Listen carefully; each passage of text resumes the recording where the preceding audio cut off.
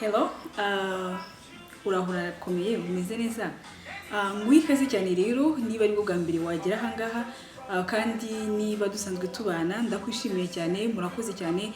Reka ntangire nshimira byimazeyo abantu bampaye ibitekerezo, abantu batanze comments, abantu batanze inyunganizi, mwese murakoze cyane ndabashimiye. Rero nge nitwa Bukize, reka uyu munsi tuganire kuri business ideas cyangwa se ibitekerezo watangiza mu gukora business ubucuruzi kandi bitagutwaye amafaranga arenze ibihumbi 100, hafi ibihumbi 100 by'amanyarwanda, amadolari 100 y'amanyamerika. Ikaze nanone kandi reka mbabwire ibyo ntekereza. Igitekerezo njya kukigira rero byazanywe nuko turimo turasoza umwaka, ndavuga nti nta muntu udashaka kugira imihigo mu bihumbi 2020, ariko wenda hari igihe abantu baba babuze aho bahera. Ukavuga uti se 5 mfite nabikoresha iki, ukavuga uti se 2 mfite nabikoresha iki, ariko nyamaze iyo uhereye ku mpano ufite cyane cyane, kuko iyo urebye ibintu abantu batangiza nk'igishoro gitoya ni impano bafite. Tuvuge nko gukina filme, tuvuge nko kuba umukomedian, tuvuge nko gushushanya. Izo ni impano abantu baheraho ugasanga babaye ibyamamare, ugasanga kubera gukora cyane ibintu byawe bibyaye umusaruro ukagera kure. Iyi video iri bube ari ngufi cyane nkuko nabibabwiye, kandi rero nkaba nzagira umwanya wo gutumira bamwe mu nshuti zanjye bakabasangiza nabo ibitekerezo ku byo batekereza ku buryo batangira business ntoya kandi ukaba wagera kure. Niba kandi utarebye video y'ubushize irahari, ibanziriza iyi ngiyi wagiye ukayireba. Ubundi navuga ko tuvuga kuri ibitekerezo 9 ariko byaje kuba byinshi, wenda ndagerageza bivuge gatoya. Niba wifuza ko nakubwiraho byinshi wambwira inbox, wa commentinga. Niba unabishaka nagufasha gatoya kwerabora, tuvuge gukora ku buryo burambuye, kunonosora umushinga wawe. Reka mbyite gutya. Rero ngiye imishinga 9 ntekereza iringa 9 harimo na bonus. Watangira ufite munsi y'amadolari 100 cyangwa se ufite amadolari 100. Umushinga wa mbere ntekereza ni ugufata ayo madolari 100 ukayishyurira umwana mu ishuri. Ugiye kumbwira ngo hujya ngo amadolari 100 ntacyo yamara, arakimara. Ndabizi neza kuko haraho murira n'abanyeshuri trimestre imwe cyangwa igihembwe kimwe ku mwana wiga muri 9 years, yishyura hafi ibihumbi y'umwaka utangira 88 gutyo. Ayo mafaranga amadolari 100 rero wayishyiramo umwana ishuri. Ugiye kuvuga ngo none se bihuriye no kubona amafaranga. Uwo mwana nawe tekereza investissement umukoze mu nigihe kirekire. Ntabwo uzasarura ubu ngubu, ariko mu minsi izaza wabwirwa n'iki cyo umwana azaba cyo. Kugira umwana reka ishuri, amafaranga amadolari 100 wayamubibamo, ntabwo uzatenguha. Icyo ndakizi neza. Icya kabiri navuga, wagura ibitabo 6 bihindura ubuzima bwawe. Nzakora liste y'ibitabo nekereza ko wagura bigahindura ubuzima bwawe, kuko ubumenyi ni base y'ibintu byose. Ubumenyi ni ishingiro y'ubukungu bwari bwo bwose. Reka ndekera aho ngaho, reka ne kukivugaho cyane kuko mfite byinshi ndi buvuga, mfite imishinga myinshi ndi buvuga. Tuvuye ku bijyanye n'amashuri ndetse n'ibitabo, nubwo tubigarukeho. Ikindi kintu ushobora gutangiza amafaranga makeya cyane ni ugutangira gukoresha social media zawe ku buryo bukuzanira inyungu. Harimo uburyo butandukanye, reka mvuge kuri bubiri. Niba ushaka kuba umumodo, tangira ufata amafoto meza ushyire kuri Instagram, ushyire kuri Facebook, abantu bazakugana. Ikindi niba tuvuge uzi kuririmba, abantu basigaye babikora, ugasanga impano yawe imenyekanye kubera ko hari cover wakoze y'indirimbo runaka, indirimbo ya runaka wasubiyemo ukaririmba. Tujye kuri Instagram, abantu bafite umubare munini waba bafollowinga, waba bakurikira, usanga kenshi bakoresha account zabo zikoreshwa mu buryo bw'ubucuruzi. Icyo ni cya kabiri, kandi ntabwo gisaba ibintu byinshi. Ni telefone yawe yonyine ukajya ugafata amafoto, ugafata video. Iyi video sinayikoresheje telefone, ariko ndabizi neza ko hari video najyaga ashyiraho mbere nkoresheje telefone ndetse n'ubundi buryo mbonye. na telefone nayikoresha nuko resolution iza ari ntoya ho gatoya, ariko still ari video zo kujya kuri Instagram gusa ndabizi neza ko telefone ufite wayikoresha. Ikindi cya kane navuga nukutangira umushinga wo gusukura, cleaning. Yaba ari tuvuge nko mu Rwanda mubona nk'ama pharmacy, mubona nko mu isoko, mubona n'abantu basanzwe, hari abantu batabona umwanya wo gusukura iwabo mu rugo. Uwo n'umushinga watangira, ayo $100 ikintu wakora n'iki se nukuguramo ibikoresho bijyanye n'isuku.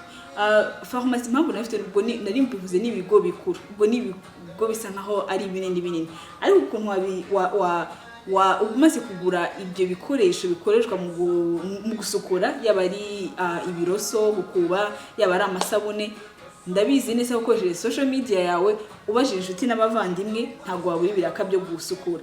Kandi gusukura ntago birangira no koza ahantu gusa, habaho no gufura imyenda ndetse no koza imodoka, car wash. Nabyo ni ibintu bishoboka cyane cyane bitangiye wenyine, cyangwa se ugafata abagenzi bawe mukavuga mutika twishyire hamwe noneho dukora iki kintu.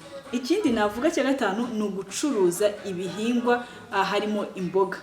Abantu babizi neza ibingi barabizi ko bikora, ukajya kurangura karoti Nyabugogo ukaza ukazicuruza Kimironko. Ibi birakora cyane, ntago birangira ku mboga gusa, nuko imboga nizo ushobora no gutangiza 10,000.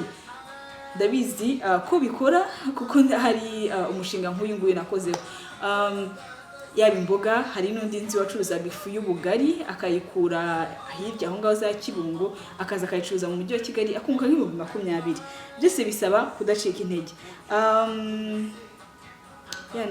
Ikindi navuga gisaba none no gutangiza umuntu no kuba nk'umukomisiyoneri. Umukomisiyoneri ntabwo arangira ku mazu. Gutya abantu basigaye baza gutembera mu Rwanda, hari page njya mbona kuri Facebook, ndumva ndumwe mu bayigize, iriho expert in Rwanda, niba ariko nibuka.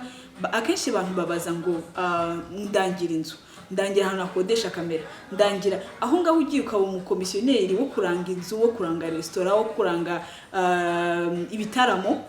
Nacyo ni ikintu watangira nta mafaranga ufite. Icya karindwi ushobora kuvuga uti ngiye nkunda ibintu bi practical, ngiye nkunda ibintu byende bisaba imbaraga. Indi business ihari no gucuruza amapine. Narabajije neza ipine mu Rwanda rigura hagati y'amafaranga 40,000 na 50,000 gutyo. Utangiye amapine abiri, yaba ari yakoze natakoze, ugashaka abakiriya, ntabwo yaba ari business mbi. Ikindi ku bijyanye na education nanone ku burezi no kwigisha, yaba ari kwigisha computer. Iyo computer ureberaho film.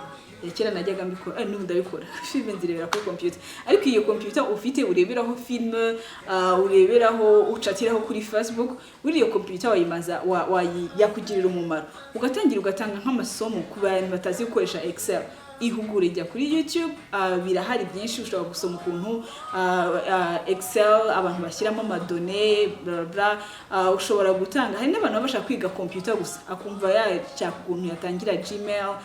Kera murabyibuka Yahoo ikiri thing, twajya gufunguza email za Yahoo.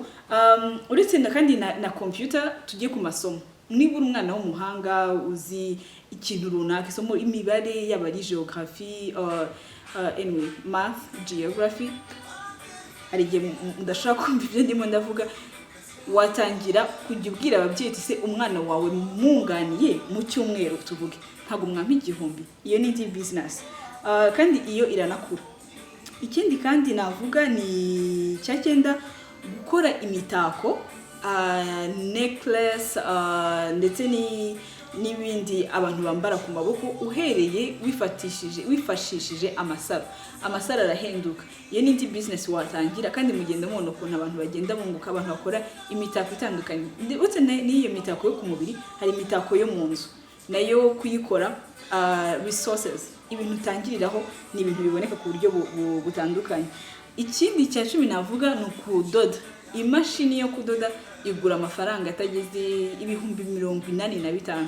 Ndabizi neza ko narayiguze. Imashini yo kudoda nayo mafaranga igura. Rero ugiye ukabaza nk'umuntu, ugashaka nk'umuntu akakunganira, ukiga kudoda, ugatangira kudoda, iyo ni business igenda ikura. Kandi muri iki gihe uretse no muri iki gihe ni bisanzwe abantu bakunda kwambara, wahera ku nshuti, wahera ku muryango, ibyo ni ibintu bishoboka.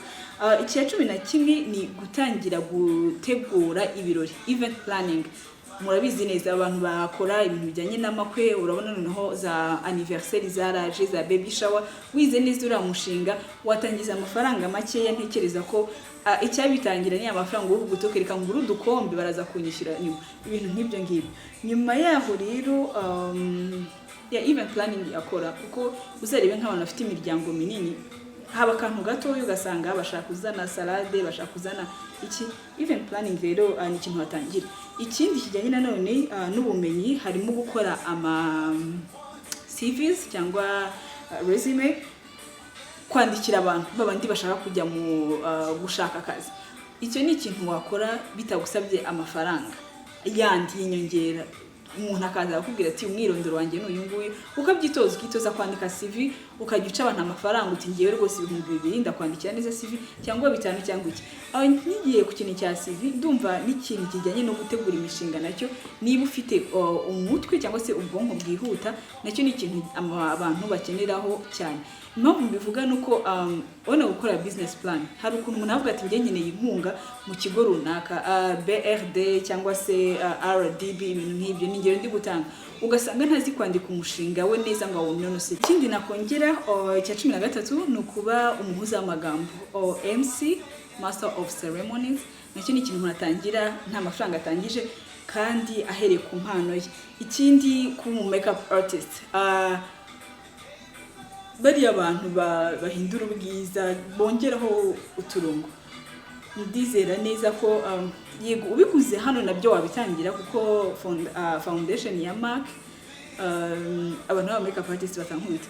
Icyo nzi cyo upfa uhereye kuri ibintu biri basic. Nari ngiye kuvuga ibikoresho bagura, ariko nari ngiye gutangira ku mafaranga make, ariko ibyo nanjye njyangura. Nzi ko lipstick yo ku munwa igura $, hagati ya 20 na 17, wayibona nziza. Foundation wayibone gutangirana abantu bakwegereye, ntutangire ku 50, ntutangire ku $200, ugatangira uca abantu 5,000 gusa. Umuntu ukamukorera kare tushe gasanzwe, niba agiye mu birori, niba ari iki, akaguha 5,000. Ntabwo nasoza rero ntababwiye icya 16 ntekereza ni kijyanye no kwandika ibitabo. Kwandika ibitabo ni ibintu bimaze gusa nkaho bitera imbere. Nureba neza ahantu bagushyikije, maze iminsi mbona abantu bandika ibitabo by'abana, kandi ibitabo by'abana byarabuze pe. Nk'umuntu ubikenera, ibitabo by'abana byarabuze. Niba ushobora kwandika igitabo gitandukanye, yaba ari iby'abana, yaba ari amateka, yaba ari biography ku buzima bwawe, iyo ni business nziza, kuko wowe urandika noneho ugashaka publishing agent, ego, noneho mukumvikana igitabo nikigurisha amafaranga wowe uzatwara nangahe, bazatwara nangahe, mugahera aho ngaho. Imishinga yo ni myinshi cyane. Awaza kumbwira umushinga wiyumvamo nuhe wumva watangira. Ndahari niba ushaka ko ngufasha mu buryo bwo kunganira bw'ibitekerezo, hari icyo nagufasha. Niba ari hari umuntu nzi nawe wakugira inama cyangwa wakuba hafi, nawe nakubwira nta kibazo. Muri comment ni iki kintu utekereza naba ntavuzeho, kandi utekereza ko umuntu yatangira afite amafaranga munsi $100. Izindi ntekereza nko kugurizanya amafaranga, ariko reka tureke naho ubutaha. Imana ibarinde. Ngiye nitwa Bukize, mugire ibihe byiza naho ubutaha. Bye.